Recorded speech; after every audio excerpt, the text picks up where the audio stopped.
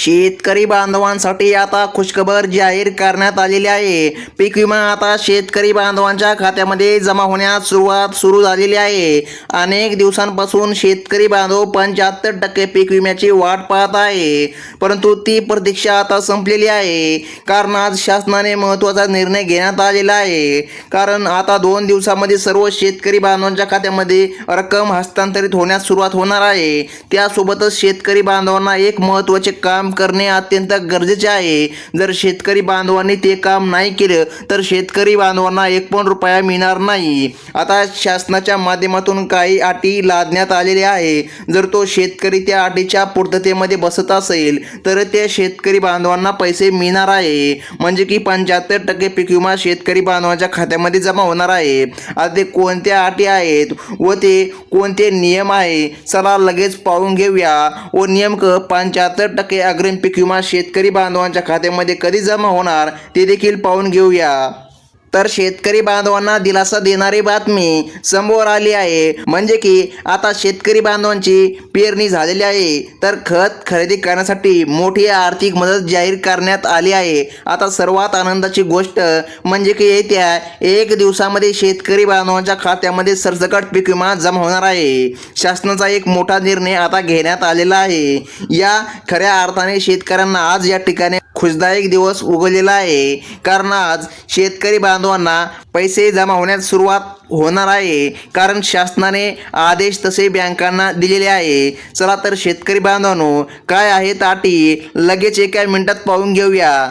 अनेक दिवसांपासून शेतकरी बांधव आतुरतेने पीक विम्याची वाट पाहत होते, परंतु शेतकरी बांधवांना पीक विम्याचा पहिला टप्पा जसं की 5,000 रुपये असाच मिळाला होता। काही शेतकरी बांधवांना पहिला टप्पा मिळाला नाही, तर त्या शेतकरी बांधवांना पहिला प्लस दुसरा असे टोटल मिळून 2 टप्प्याच्या माध्यमातून पैसे जमा होणार आहे। तर शेतकरी बांधवांचा असा प्रश्न आहे की नेमकं आता हेक्टरी किती मिळणार? तर शेतकरी बांधवांनो, तुम्हाला जवळपास 13,000 रुपये हेक्टरप्रमाणे रक्कम तुमच्या खात्यामध्ये जमा होणार अशी माहिती शासनाच्या मार्फत दिली गेली आहे। तर मग शेतकरी बांधवांनो, आता त्या कोणत्या अटी आहेत आणि ती कोणती पात्रता आहे? जर तुम्ही पात्रतेमध्ये बसत असाल तर लगेच तुमच्या खात्यामध्ये रक्कम जमा होणार आहे। चला तर त्या अटी एकदा पाहून घेऊया। आणि काही महत्त्वाचे जिल्हे देखील सांगण्यात आलेले आहे। जर त्या जिल्ह्यामध्ये तुमचं नाव असेल तरी देखील या ठिकाणी तुमच्या खात्यामध्ये रक्कम जमा होणार आहे। चला तर लगेच ते जिल्हे या ठिकाणी पाहून घेऊया आणि पात्रता जाणून घेऊया, काय आहे पात्रता। बघा, तर शेतकरी बांधवांनो, तुम्हाला सर्वात महत्त्वाची अट म्हणजे की KYC करणे बंधनकारक करण्यात आलेले आहे। जर तुम्ही KYC केली नसेल तर तात्काळ KYC करून घ्या।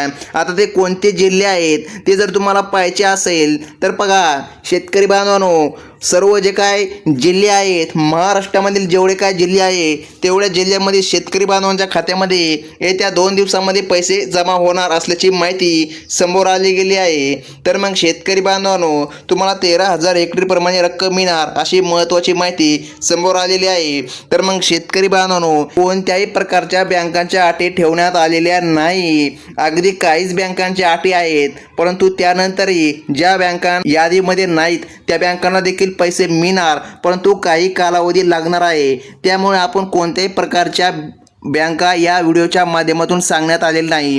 म्हणजे की सरसकट शेतकरी बांधवांना पीक विमा मिळणार आहे, परंतु काही बँकांना थोडासा लेट या ठिकाणी पीक विमा मिळणार अशी महत्त्वाची माहिती समोर आली आहे। त्यामुळे शेतकरी बांधवांनो, येत्या 2 ते 3 दिवसांमध्ये सरसकट शेतकरी बांधवांच्या खात्यामध्ये 75% पीक विमा जमा होणार असल्याची महत्त्वाची माहिती समोर आली आहे।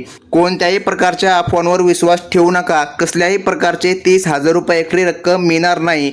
फक्त 13,000 रुपये ते 14,000 रुपये हेक्टरीप्रमाणे रक्कम मिळू शकते अशी महत्त्वाची माहिती समोर आली आहे। तर मग शेतकरी बांधवांनो, ही होती महत्त्वाची माहिती। धन्यवाद।